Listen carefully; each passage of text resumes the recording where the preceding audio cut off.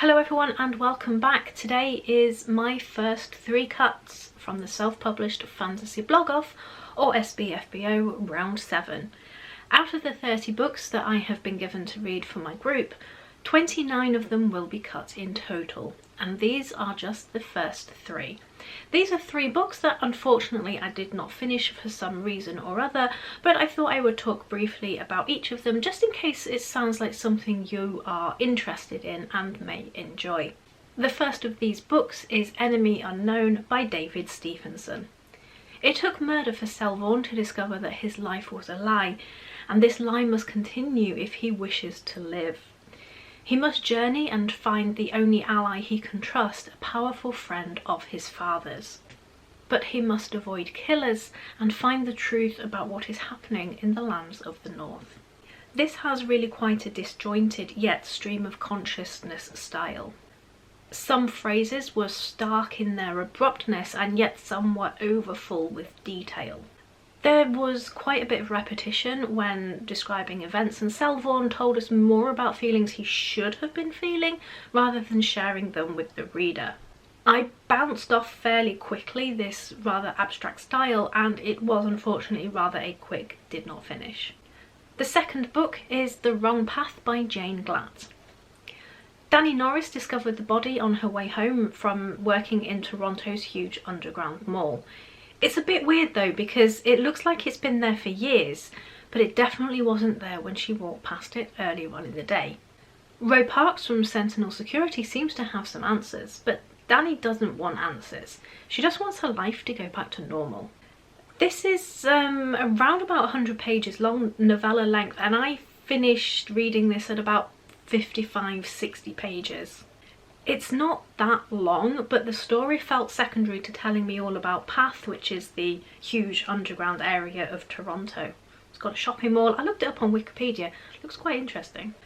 As such, beyond that first death, the story lacked a lot of urgency to me. At around the halfway mark, we're not really doing a lot more than talking about the death and how to hide details from the outside investigation. The chapters do switch between Danny and Ro, so getting that different perspective of the events was quite interesting. Danny just wants things to go back to normal, but she keeps getting pulled back in, and her frustration is really quite clear. Ro has a bit more going on, explaining the setup, why they are there in the world. There is some magic, but there's not a lot of detail. This began to feel more like a prologue to a bigger story, and if you're a fan of primary world urban fantasy, this might really be for you. The third book is Amulet of Wishes by Rita A. Rubin.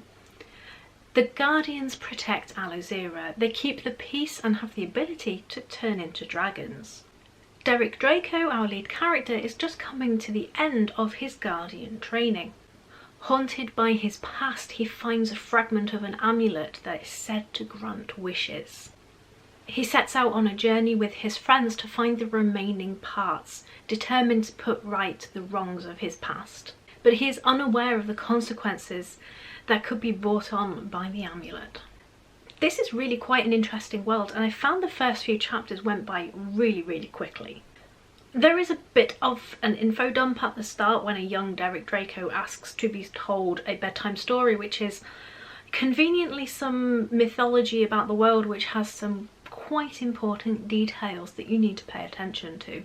It was a nice story, and it does build some interesting texture to the backstory of the world. It tells the reader about the amulet, setting up things nicely for what is going to come.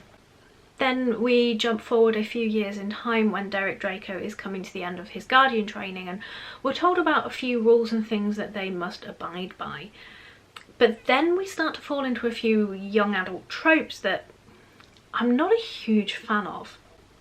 The main one being is that no one will tell Derek Draco anything of any importance. Several people clearly have information which is really quite important for Draco, but no one wants to talk about anything. The style was really easy to get into, but I began to find my attention wandering. Because of these frustrations, I personally wasn't pulled into the story more, but I think if I was reading this outside of this competition, I probably would have continued, because there is so much interesting setup, and I would like to see just how badly Derek makes things turn out. So unfortunately this was also a book I did not finish. So the first 3 to fall from my group. If any of these do sound interesting to you, I would love to know what your thoughts are. Thanks for watching, and I shall see you all soon.